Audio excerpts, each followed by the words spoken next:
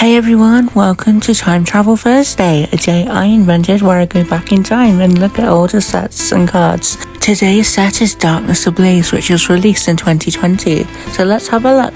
Starting off with grass Pokemon, which honestly have amazing designs, as do many of the other cards in this set. However, there is one card in particular that is my absolute favourite in this set, and I'm sure many of you will probably know what it is by now.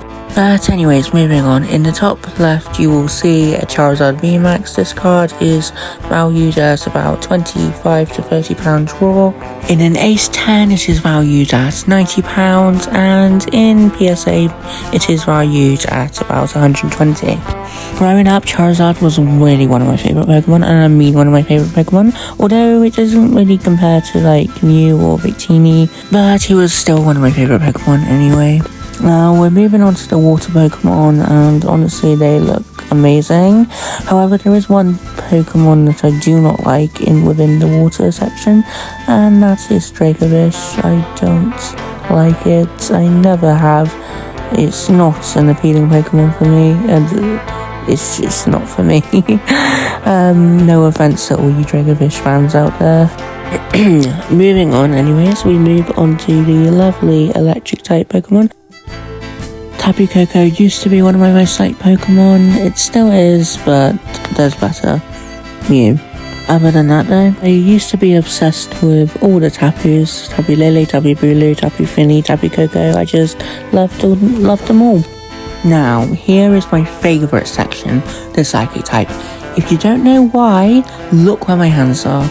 Here it comes. Here it comes. Mew, Mew, Mew, Mew, Mew.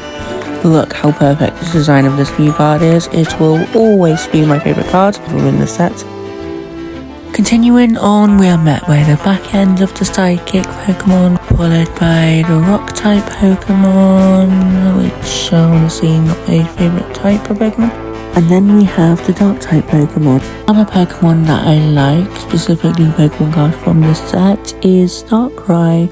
I find it a really cool Pokemon. Honestly, it's amazing design. I love the artwork. Not much I can say about it, it's just one of my favourites. Obviously, it doesn't compare to Mew though.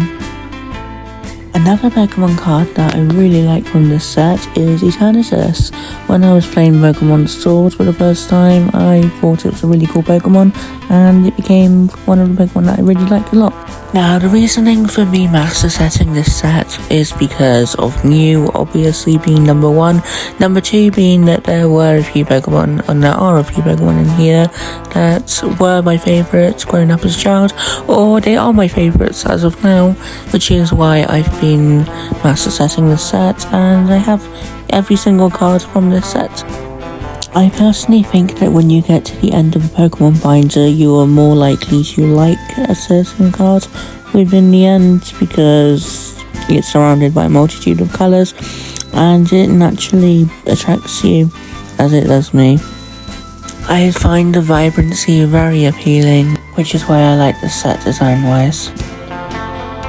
So now we've reached the back page with the gold / hyper rare cards and the promo cards, so that's the entire master set complete. Thank you for watching, and if you enjoyed listening to me out, be sure to like and subscribe so you don't miss the next one. Thanks for watching.